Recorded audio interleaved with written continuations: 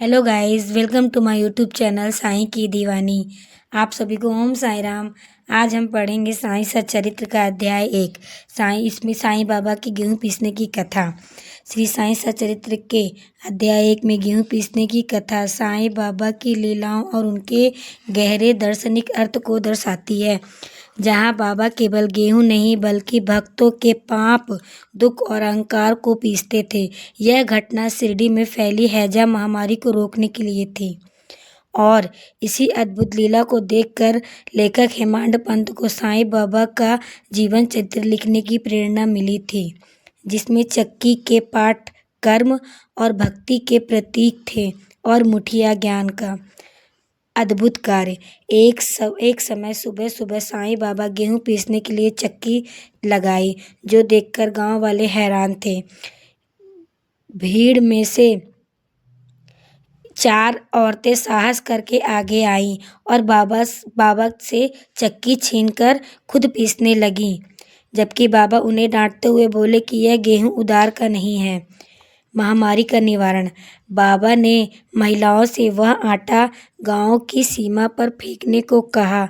जब आटा फेंका गया तो गांव में फैली हैजा महामारी धीरे धीरे समाप्त हो गई। यह बाबा का गेहूं नहीं बल्कि हैजा रूपी महामारी को पीसकर गांव से बाहर निकालने का तरीका था, और सच में ऐसा करने से गांव में एक भी व्यक्ति महामारी से ग्रसित नहीं था। इसका कारण यह है कि वह आटा पीसने की कथा से हमें यह प्रेरणा मिलती है कि साईं बाबा गेहूं नहीं बल्कि बीमारी को पीस के हम सबकी ज़िंदगी से ख़त्म कर रहे थे। यह बहुत समझने वाली बात है। चक्की के पाठ। ऊपर का पाठ भक्ति और नीचे का पाठ कर्म था, और ज्ञान का मुठिया अहंकार तथा आसक्तियों को पीसता था, जिसमें आत्म साक्षात्कार संभव होता है। कबीर दास जी से जुड़ाव। यह घटना कबीर दास जी की उस कथा से मिलती जुलती है जहाँ वे भवसागर रूपी चक्की में पीसने का अनुभव कर रहे थे और उनके गुरु ने ज्ञान रूपी मुठिया को दृढ़ता से पकड़ने की सलाह दी थी। हेमांड पंत को प्रेरणा।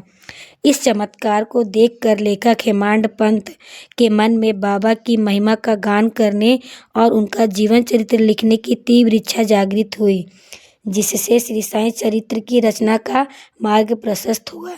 यह घटना साईं बाबा के चमत्कारी रूप और उनके गहरे आध्यात्मिक संदेश को दर्शाती है, जो उनके भक्तों को सांसारिक कष्टों से मुक्ति दिलाते हैं। इसका अर्थ यह है कि आप डेली साईं सच्चरित्र का कम से कम एक अध्याय पढ़िए। आपकी ज़िंदगी से दुख दर्द सब धीरे धीरे खत्म हो जाएंगे। ओम साईं राम।